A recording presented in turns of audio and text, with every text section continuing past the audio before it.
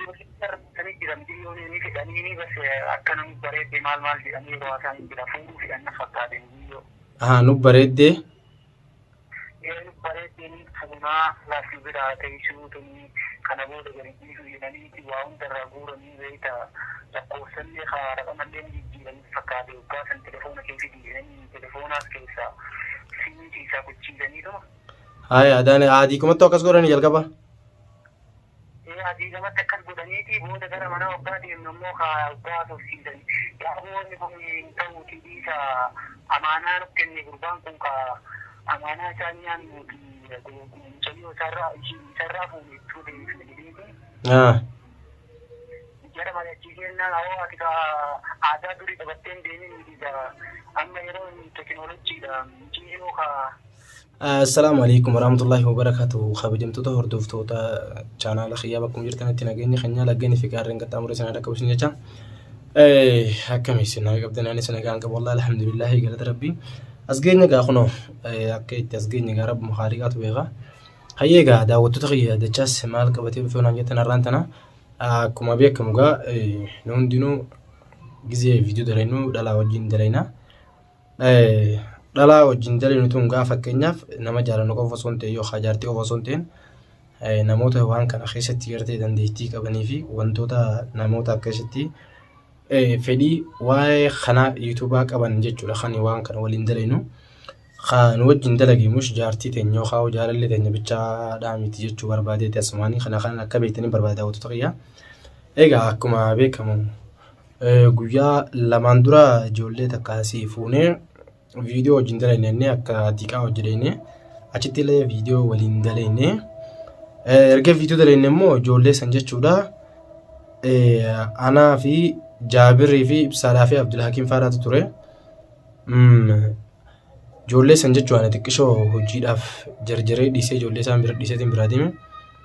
Ijoollee san jechuudha isaanummaan sossobanii akkana wajjin mana gallee viidiyoo wajjin dalaynaa jaanii fuudhanii kutaniini. Ijoollee san keessaa lama karaa manaa galtee jirti. Takka ammoo jechuudha tani ani gartee obboleettii bira jirti. Obboleettii wajjin haasoo akkana viidiyoon wajjin dalaydee hadeebitu jee ani fuudha isaan bira geessee mucoo san jechuudha. Bilbila isii irraa fuudhanii bilbilli isiin dalagu Abdulhakiim faani jechuudha waan kana quba qabanii Abdulhakiim illee jechuudha yeroo hedduu irra deddeebi'ee gaafadhuusi. Abdulhakiim kanuma waan kana hin agarreechu jira. Egaa daawwattoota Khiyyaa jechuudha ani waan kana akka dubbaddeef isaanirraa hamtuu biraa qabaadhu osoo hin ta'in namni kun amaanaa waan jedhamu takka jira. Namni tokko egaa kabajaadhaan nama tokko akkana wajjin dalagaa jettee nama tokko warra biraa fuutee wajjin dalayde aslan gaa isaanillee na egaa wajjin dalayne booda akkuma anan jechu ijoollee san kabajaaf itti geessanitti osoo ijoollee sanis natti hin deebisin fuudhaniituma jechu ijoollee san bilbila irraa fuudhanii fedhan janaajananii ta'a fedhan ammoo akkaataa itti jechu isaan itti amansanii isaan bira jiraatan ammoo Rabbii Khaliqaatu beeka jechuudha. San hangammaan tanaa jechuudha nama hedduu gaafadhuus kaameeraa duubatti illee hedduu gaafadhuus hanga har'aatti jechuudha. Namni deebisaan haa deebisan jiru. Egaa daawwattoota Khiyyaa wanni kun maaliif dubbatti onaan jettanii mana keessaa jechuudha obboleettii waan kana micootana sittiin kana dachaas si amaneetiin jechuudha si gargaara keessaa. Bakka jirtu si beekaa dachaas fidiinaan jechuu jirti obboleettiin sidaa jechuudha. Ani immoo isaan kana gaa isaan biratti hin dhiisi micootana. Namni waa'ee micootana hangammaan tanaa jechuudha deebisaan haa deebisan jiru ijoolleen lamaan ammoo isaan bira dhiifnee deemnee jirti. Ibsaa fi Jaabirii fi Abdulhakiim fa'aa bira dhiisnee deemee isaan biratti hin dhiisnee nuti achumaan yaalaa haftee jechuudha jiranii beektaa. Egaa daawwattoota Khiyyaa wanni kun hedduu takka mana keessatti na rakkisu jiranii obboleettiin si irra deebitee yeroo hedduu na gaafachaa jirti. Akka waan kana dho'isetti jechuudha namatti illee namattee obboleettiin eegee biyyaa dhuftee baatii sadii bichaadha. Afaan illee hin beektu biyya tana illee hin beektu. Sumaatiitu jechuudha micootana karaarraa meessee saniifuu micootana fidii jetteeti yeroo hedduu na dararuu jirti jechuudha. Anis gaa kophaatti dararamee wanni kun jechuudha guyyaa sadii akkana bira kutuuf deema. Meegaa daawwattoota Khiyyaa waan kana osoo isin taates jechuudha wanni kun waan hedduu nama rakkisaati. Isinumaa wajjin jechuudha Abdulhakiim irratti hin dawwalaa waan Abdulhakiim jiru walumaan dhageenye daawwattoota Khiyyaa jechuudha. Naa obsaa xiqqishoo.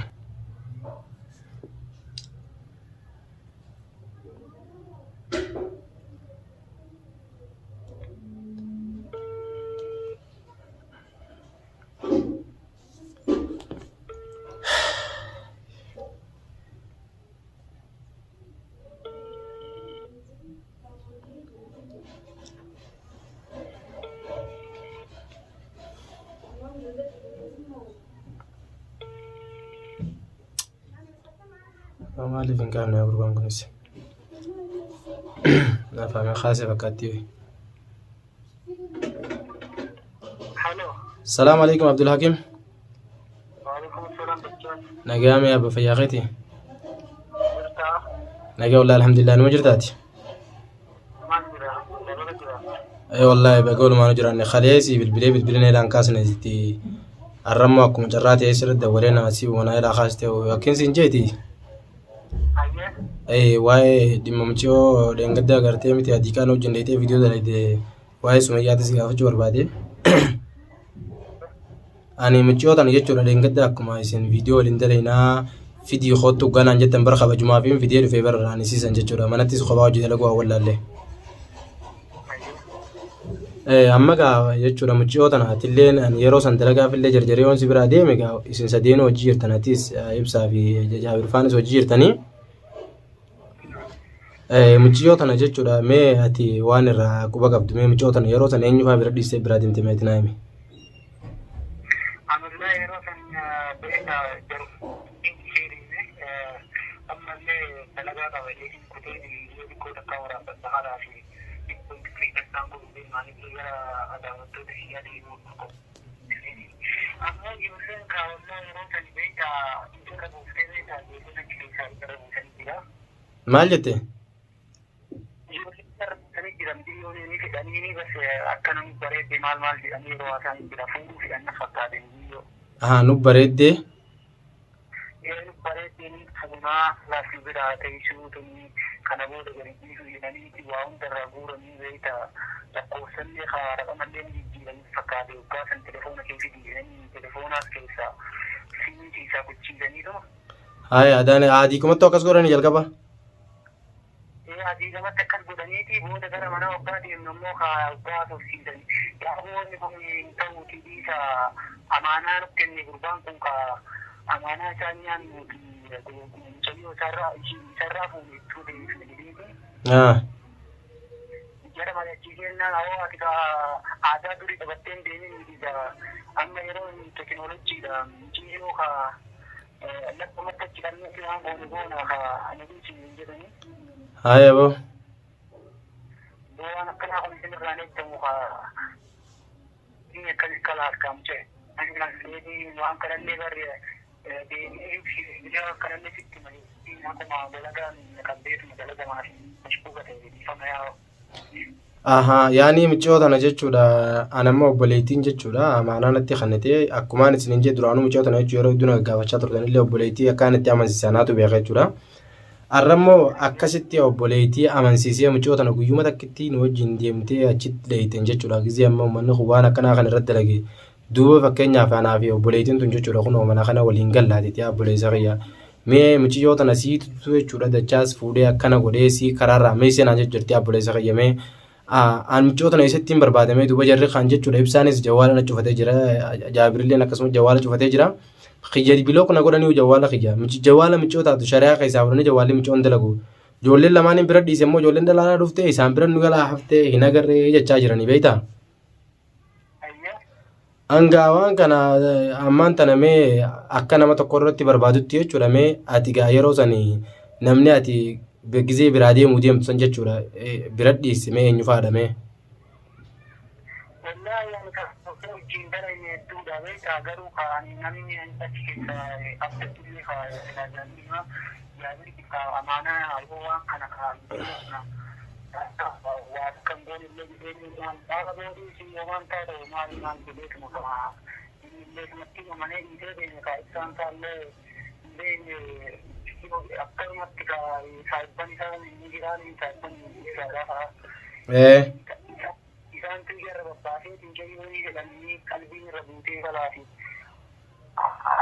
lakkoofsa irraa fuudhanii kwaamsanna fakkaate taa'anii akkasitti barbaadnu qaamala dhoofneetu mannaaf barbaada. Ammaan tana jechuun yeroo san ibsumaa fi jaabirfaa bira dhiiftee miti. Amma isaan bilbila kiyya biloo godhaniiti jiranii jechuudha obboleettiin mana kana keessaa musiibaa biraa buusu jirti. Ani manuma kanatti jechuudha qaanfadhee wallaahi gizeen ol ba'ee gaddee buudachaas waa'ee kanaa itti akkanatti dubbatti yeroo iddoo deebisee dubbatti. Aboo mee Abdulhakim kiyyaatis illee hanga dandeessitu jechuun guyyaa sana walumaa inni sinamanii gaanutiin kun wajjin nyaachuu jirra waan amma akkana ol godhu jee yaadne ati eegaatis biran jiraanne mee ati illee gaa hanga dandeessutti jechuudha mee barbaadiititi ani illee jechuudha hangaan danda'utti waan barbaada ganama kanallee mana ibsaa dhaqeetin ture ibsaan faallee mana jiranii beektaa bilaan cufaa jirti. Akkasii obboleettiin mana kana keessaa musiibaa biraa buusu jirti inshaallah mee muciyyoon tun gaa jechuudha Sumayyaa akkuma beektu afaan illee beektu biyya kana illee beektu.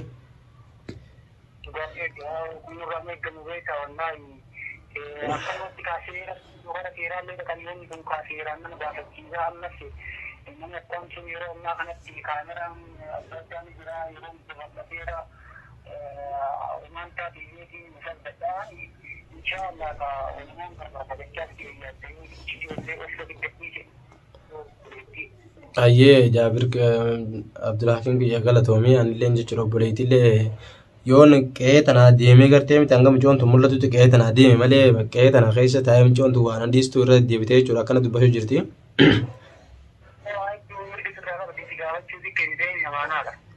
Yaa mee akkasitti mee du'a manaa godhaati Abdulhakiim kiyyaatillee hanga dandeessinoo wajjin barbaaditamaa.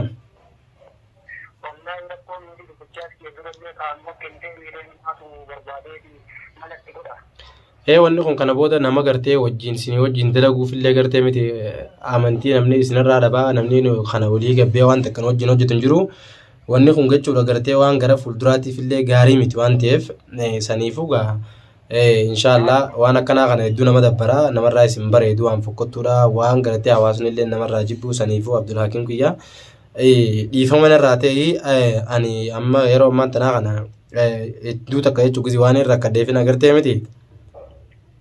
سرد دولي خلاص تلين عن دي سنة أربعة تمام.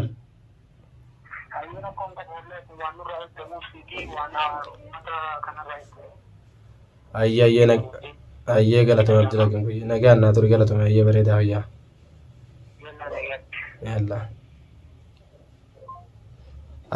أكن مقعد أو تتخيل حكومة لقى إنسان كنا مجيوت أنا خنو فود أف جانيتي بالبلا في خنا الرافولاني sossobanii jechuudha jechuun amansiisatanii wanne jechuu karaa manaa deemanii jaa dhugaanii jechuudha maaliif jaalatanii yookaan maaliif fudhanii tan irraa dhimma qabu garuu immoo osoo obboleettiin mana keessaa akka rakka jirtu silaa dhufanii jechuudha na wajjin dhufanii asirraa illee mana isaaniitirraa illee fuudhanii kutanii nama naarsu saniifuu wanni akkanaa kun gaarii miti daawwattoota kiyyame isinillee hanga dandeessanitti du'aa naa godhaadha obboleettiin mana kana keessaa jechuudha diigana direessuutti jirti hedduu takka jechuudha na jeequ jirti.